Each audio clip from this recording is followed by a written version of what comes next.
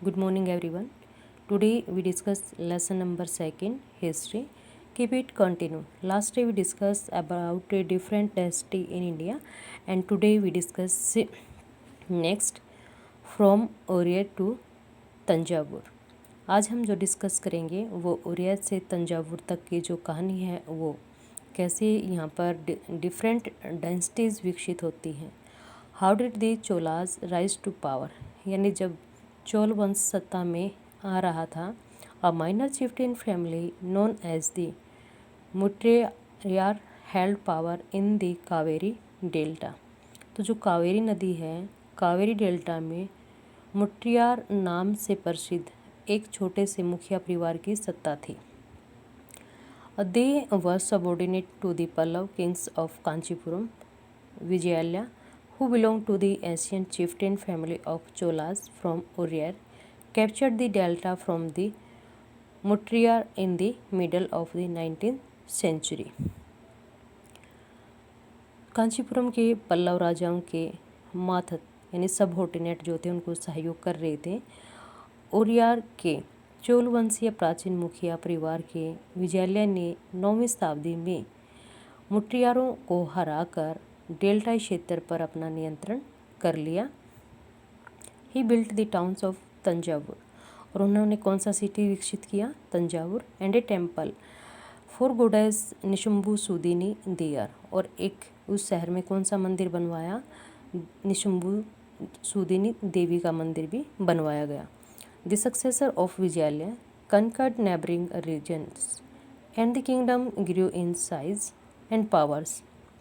तो जो विजयालय थे, विजयालय के उत्तराधिकारियों ने पड़ोसी इलाकों को जीत लिया और उसका राज्य अपने क्षेत्रफल और शक्ति दोनों में ही बढ़ता चला गया।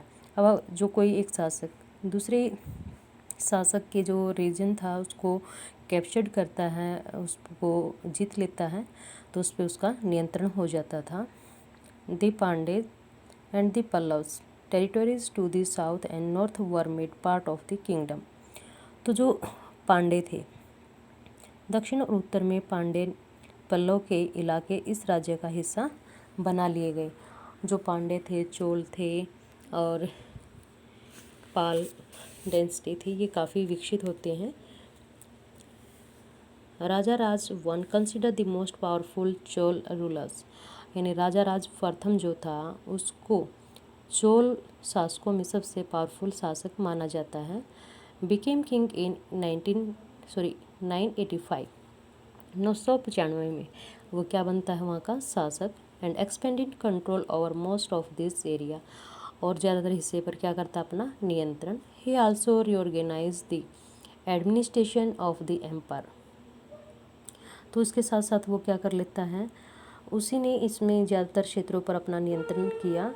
उसने साम्राज्य के प्रशासन का भी पुनर्गठन किया। Raja Raj's son Rajendra first continued his policies and even raid to the Ganga Valley, Sri Lanka and country of Southeast Asia, developing a navy for these expeditions।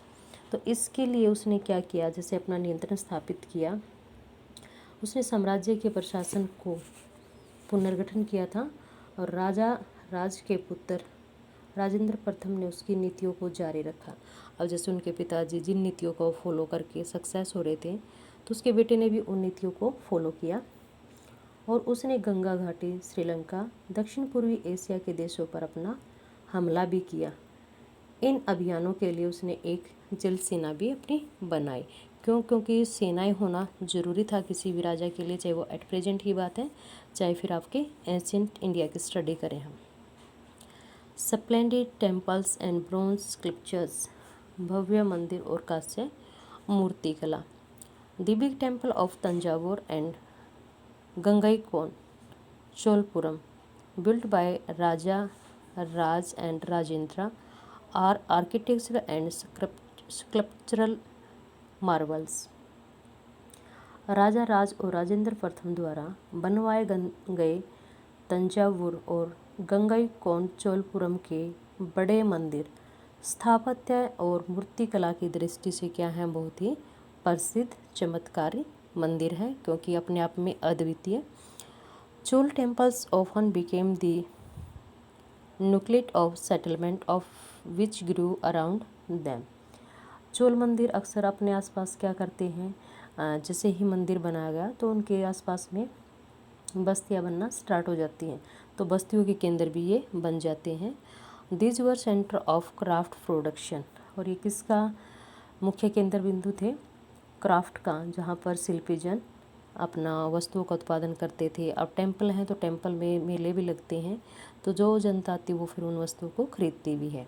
Temples were also endowed with land by rulers as well as by others. वे मंदिर शासकों और अन्य लोगों द्वारा दी गई भूमि से भी संपन्न हो गए थे, क्योंकि जो लैंड लॉर्ड पीजेंट्स थे वो क्या करते थे, अपनी ज़मीन को दान भी देते थे, और जो शासक थे वो भी ब्राह्मणों को ज़मीन दान में देते थे।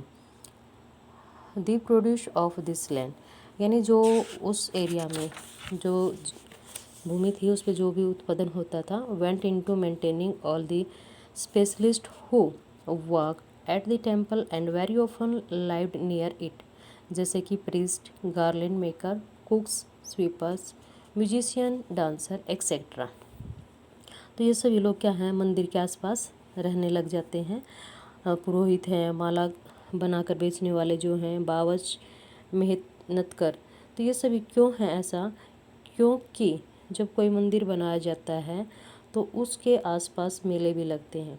अब जब मेले लगेंगे तो इट मीन्स वहाँ पर आप सामान भी बेचोगे, तो इससे लोगों को क्या होता था, फ़ायदा होते थे, और वही स्थान वर्शिप का केंद्र बिंदु भी बन जाते हैं।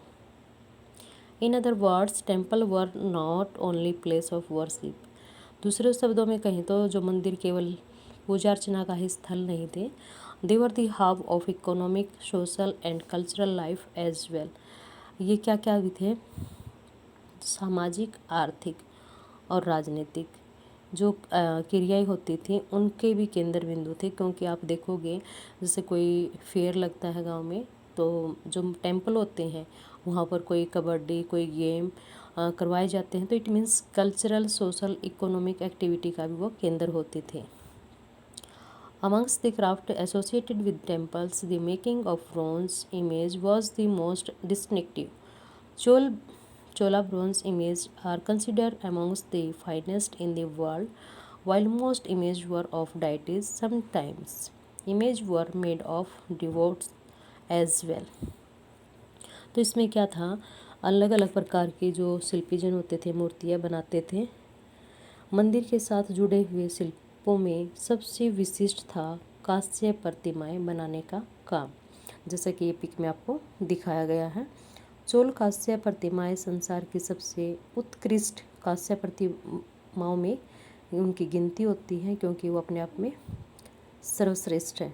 ज़्यादातर प्रतिमाएं तो देवी देवताओं की होती थी, लेकिन कुछ प्रतिमाएं जो व्यक्ति इनको बनवाते थे या कोई अमीर परिवार भी अपने बनवा लेते थे, मोस्टली किसकी, देवी और देवताओं की, बट जो शासक वर्ग थे वो भी अपनी इमेज बनवा लेते थे।